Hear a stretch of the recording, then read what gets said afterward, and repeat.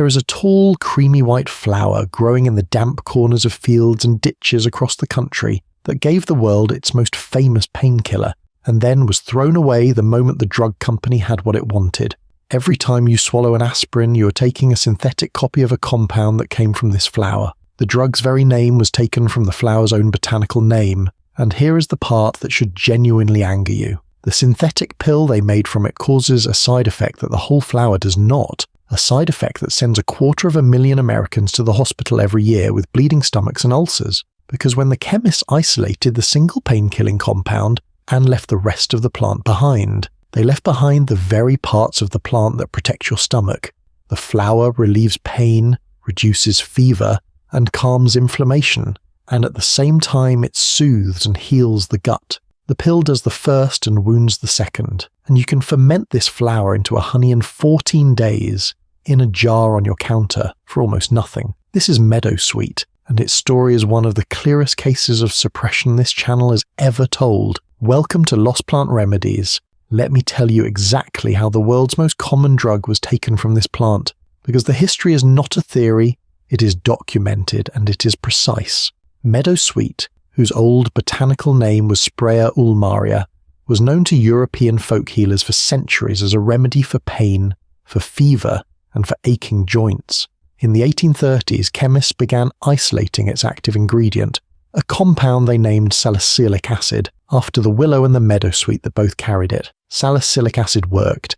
It killed pain and broke fevers, but in its raw form it was harsh on the stomach and bitter to take. So in 1897, a chemist named Felix Hoffmann, working for the German company Bayer, modified the molecule into a gentler, more stable form called acetylsalicylic acid. Bayer needed a name for their new product, and they built it from the plant it came from. They took the letter A for the acetyl they had added, and they took the syllable spir directly from Spiraea, the meadowsweet's own name, and they added a common drug ending in A, spear, in, aspirin.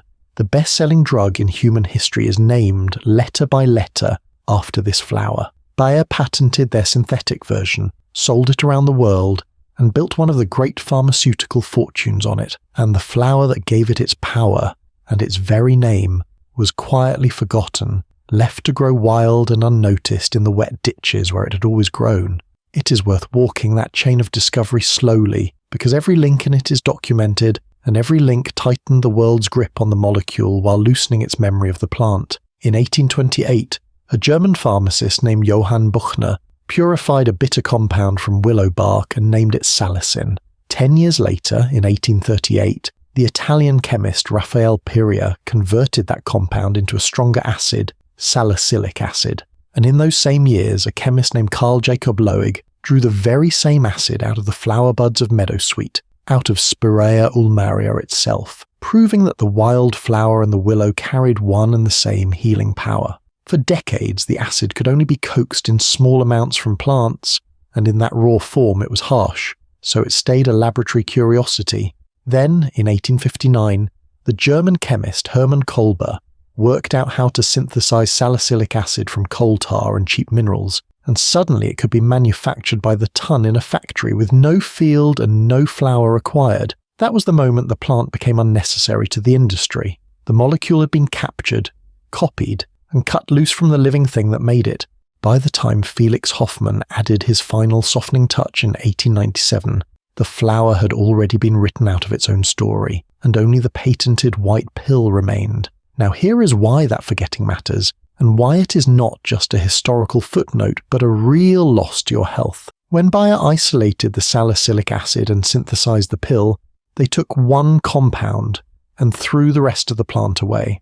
But the rest of the plant was not useless filler. Whole meadowsweet contains its salicylates, the pain-killing and anti-inflammatory compounds. Yes, but it also contains tannins and mucilage, soothing, protective substances that coat and calm the lining of the stomach. This is the genius of the whole plant that the isolated drug can never match. Aspirin, the naked synthetic salicylate, irritates and thins the stomach lining, which is why long-term aspirin use is one of the leading causes of stomach ulcers and gastrointestinal bleeding, sending an estimated 250,000 Americans to hospital every year. Meadowsweet, the whole plant, does the opposite.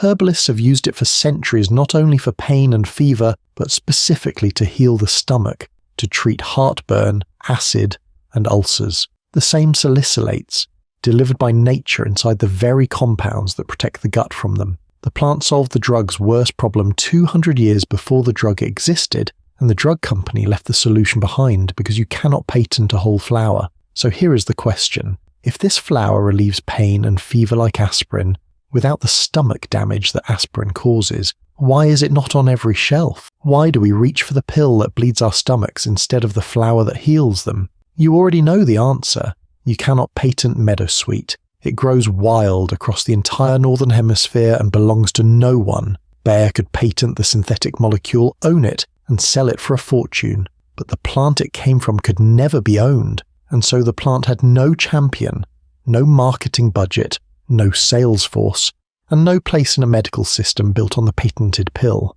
The global market for over-the-counter painkillers is worth tens of billions of dollars a year, built on molecules first found in plants exactly like this one, and then synthesized so they could be owned. The flower that started it all was not banned, it was simply abandoned the moment its secret had been extracted, left to grow free in the ditches while its synthetic child conquered the world. And of course, the people who never stopped trusting plants never stopped using it. Across Britain, Ireland, and Northern Europe, meadowsweet remained a staple of the country herbalist's kitchen, gathered every summer for winter colds, fevers, aching joints, and sour stomachs. It was strewn on the floors of medieval halls for its sweet scent, and it flavoured meads and ales, which is where its other old name, meadwort, comes from.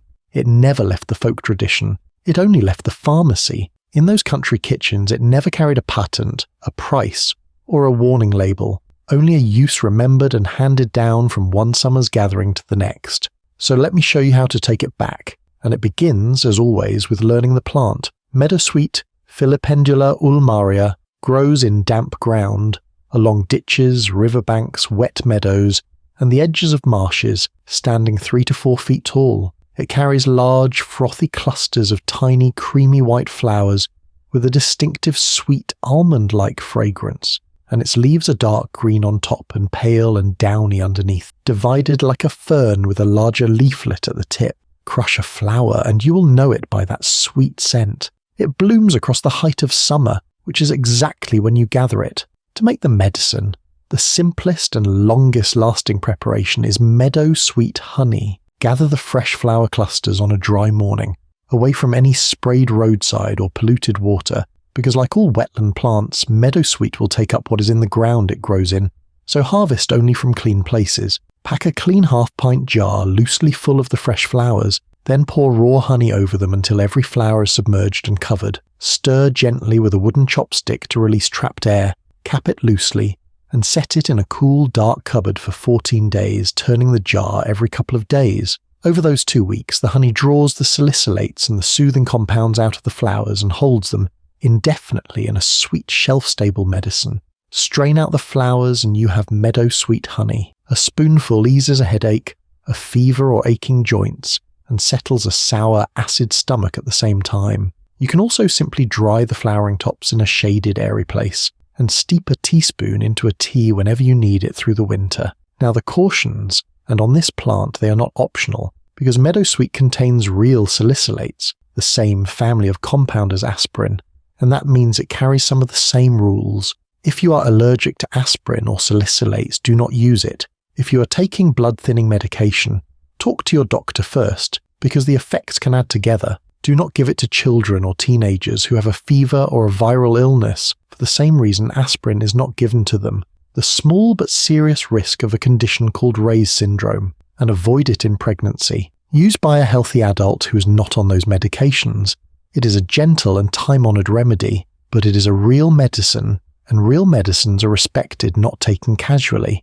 So think about what was actually done here. The pharmaceutical industry does not want you to know that the world's most famous painkiller was taken from a wildflower, named after it, and then the flower thrown away. They will not tell you that the whole plant heals the very stomachs the pill damages. They will not tell you that aspirin sends 250,000 people to hospital a year with the bleeding this flower prevents. They will not tell you that the only reason you reach for the pill and not the flower is that one can be patented and the other grows free in a ditch.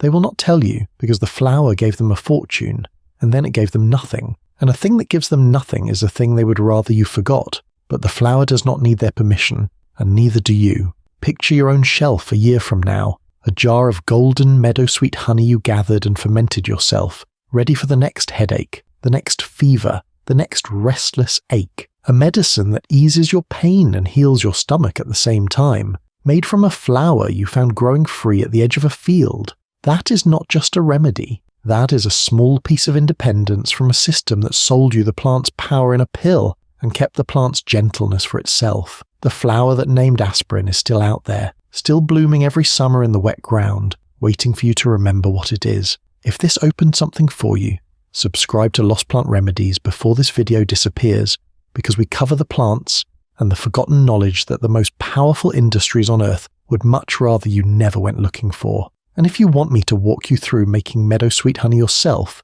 along with 4 other forgotten remedies, grab my free 5-day course, The Lost Ferment, linked in the description below. It costs nothing. They took the flower's power and left you the flower. It is time you took it back.